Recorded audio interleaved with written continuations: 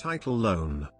A title loan, also known as a car title loan, is a type of secured loan where borrowers can use their vehicle title as collateral. Borrowers who get title loans must allow a lender to place a lien on their car title, and temporarily surrender the hard copy of their vehicle title, in exchange for a loan amount. When the loan is repaid, the lien is removed and the car title is returned to its owner. If the borrower defaults on their payments, then the lender is liable to repossess the vehicle and sell it to repay the borrower's outstanding debt. These loans are typically short-term, and tend to carry higher interest rates than other sources of credit. Lenders typically do not check the credit history of borrowers for these loans and only consider the value and condition of the vehicle that is being used to secure it. Despite the secured nature of the loan, lenders argue that the comparatively high rates of interest that they charge are necessary. As evidence for this, they point to the increased risk of default on a type of loan that is used almost exclusively by borrowers who are already experiencing financial difficulties. Most title loans can be acquired in 15 minutes or less on loan amounts as little as $100. Most other financial institutions will not loan under $1,000 to someone without any credit, as they deem these not profitable and too risky. In addition to verifying the borrower's collateral, many lenders verify that the borrower is employed or has some source of regular income. The lenders do not generally consider the borrower's credit score. History. Title loans first emerged in the early 1990s and opened a new market to individuals with poor credit and have grown increasingly popular, according to studies by the Center for Responsible Lending and Consumer Federation of America. They are the cousin of unsecured loans, such as payday loans. Since borrowers use their car titles to secure loans, there's risk that the borrower can lose their vehicle by defaulting on their payments due to personal circumstances or high interest rates, which almost always have APR in the triple digits, what are sometimes called balloon payments. Alternative title lending exist in many states, known as car title pawn or auto pawn as they are called. Similar to a traditional car title loan, a car title pawn uses both the car title and the physical vehicle, which is usually stored by the lender, to secure a loan much like any secured loan works, and there are the same risk and factors involved for the borrower, but in most cases they will receive more cash in the transaction since the lender has both the vehicle and title in their possession. Process. A borrower will seek the services of a lender either online or at a store location.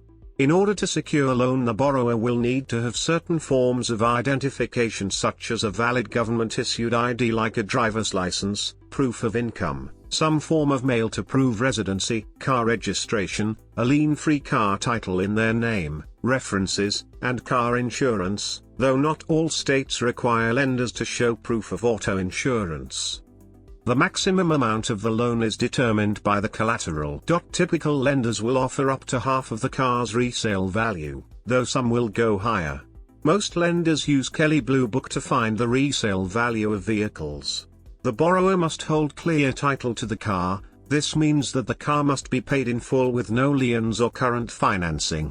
Most lenders will also require the borrower to have full insurance on the vehicle. Depending on the state where the lender is located, interest rates may range from 36% to well over 100%. Payment schedules vary, but at the very least the borrower has to pay the interest due at each due date. At the end of the term of the loan, the full outstanding amount may be due in a single payment. If the borrower is unable to repay the loan at this time, then they can roll the balance over, and take out a new title loan. Government regulation often limits the total number of times that a borrower can roll the loan over, so that they do not remain perpetually in debt. If the borrower cannot pay back the loan or is late with his or her payments, the title loan lender may seek to take possession of the car and sell it to offset what is owed. Typically lenders choose this option as a last resort because it may take months to recover the vehicle, and repossession, auction, and court costs all decrease the amount of money they are able to recoup.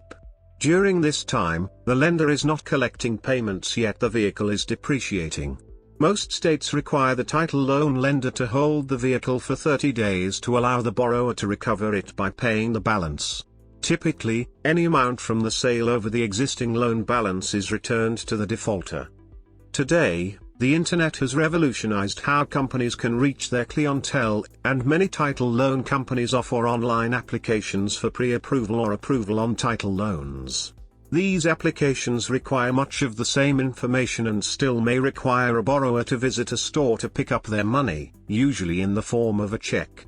When filling out these applications, they may ask for things like the vehicle's vehicle identification number, VIN, and/or insurance policy numbers.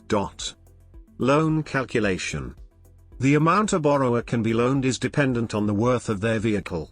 A lender will typically look up the auction value of the car being used as collateral and offer a loan that's between 30% and 50% of the worth of the vehicle.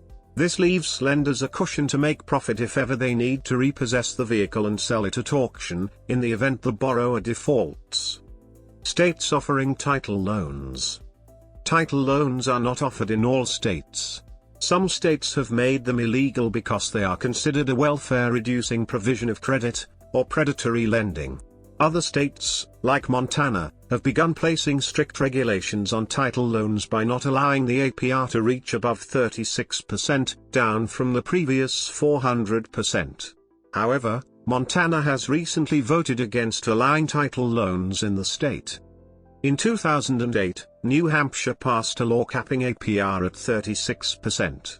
Some companies claim their average loan amounts to be between $300 and $500, and had to shut down their storefronts in that state, or their business entirely, because their business could not survive on a low APR for low loan amounts. Since then, the law has been reversed and new growth in the title loan industry has emerged, allowing title loan lenders to charge 25% interest a month, or roughly 300% April. States continue to vote on legislation allowing or disallowing title loans. Some states have no limit on the APR that title loan companies can charge, while others continue to crack down and push for stricter regulation. Early in 2012, Illinois recently voted to cap APR on title loans at 36%, with other provisions that would limit the title loan industry in the state. The vote did not pass, but voters and politicians in Illinois and other states continue in their convictions to regulate or outlaw title loans. The California State Assembly passed a law in 2020 that set an interest rate cap on all loans from $2,500 to $10,000 with that title loans was included. In 2020, California State Assembly set a minimum amount on all auto title loans at $2,500. Demographic of small dollar credit consumers. Small dollar credit, SDC, refers to services offered by Payday and title loan industries. In 2012, a study was conducted by the Center for Financial Services Innovation. According to the study, SDC consumers are generally less educated, have more children, and are based in the South, where there is a greater concentration of unbanked or underbanked people. In addition, there's a healthy spread of SDC consumers with a range of salaries, showing 20% of SDC consumers have a household income between $50,000 and $75,000. However, 45% of respondents to the survey would classify themselves as poor. Controversy. In a BBC article, a spokesman for a company offering short-term loans says that APR is not a valid model when assessing costs associated with short-term subprime loans, and that the charges are appropriate for the convenience of quickly obtaining a short-term loan. Instead, the APR model is better for assessing costs associated with a middle or long-term loan options. The high interest rates on title loans are justified by defenders of the industry, stating that the higher interest rates are necessary for the lending companies to turn profit. The borrowers are considered high risk and may default on their debt. Therefore, the higher interest rates are a means of securing profit even if the borrower defaults, and ensures the company sees a positive rate of return. Criticism. Critics of title loans contend that the business model seeks and traps impoverished individuals with ridiculous interest rates by lenders who aren't entirely transparent regarding the payments. This practice lends confusion, and so some borrowers are unaware of the situation that getting a small dollar credit loan puts them in. However, they are already locked in the loan and have no means of escaping other than paying the loan off or losing their vehicle. The practice has been compared to loan sharking, because the interest rates are so high.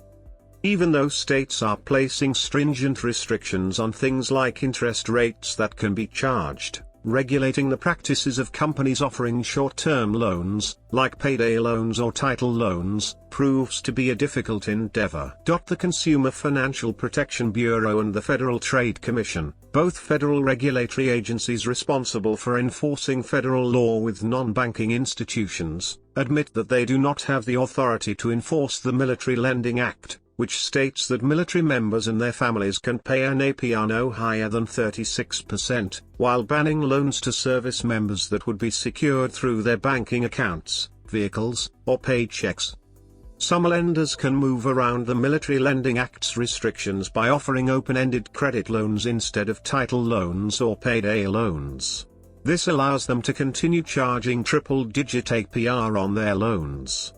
Some groups, such as the Texas Fair Lending Alliance, present title loans and payday loans as a form of entrapment, where taking out one of these means that borrowers will find themselves cycling further into debt with less chances of getting out of debt when compared to not taking the loan out at all, contending that 75% of payday loans are taken out within 2 weeks of the previous loan in order to fill the gap in finances from when the loan was originally taken out. In 2001, Texas passed a law capping interest rates on title loans and payday loans.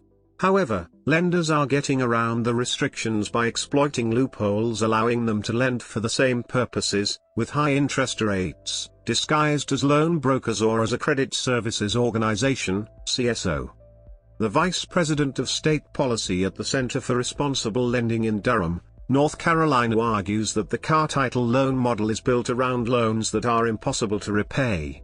He goes on to cite a 2007 study by the Center for Responsible Lending which shows that 20% of title loan borrowers in Chicago had taken out a loan in order to repay a previous loan to the same lender. Evidence from the Pew Charitable Trusts cite a need for consumers to be better informed. The Pew report states that of the more than 2 million consumers who obtain title loans, 1 out of 9 consumers default on their loans, and notes that repossession affects approximately 5 to 9% of borrowers who default.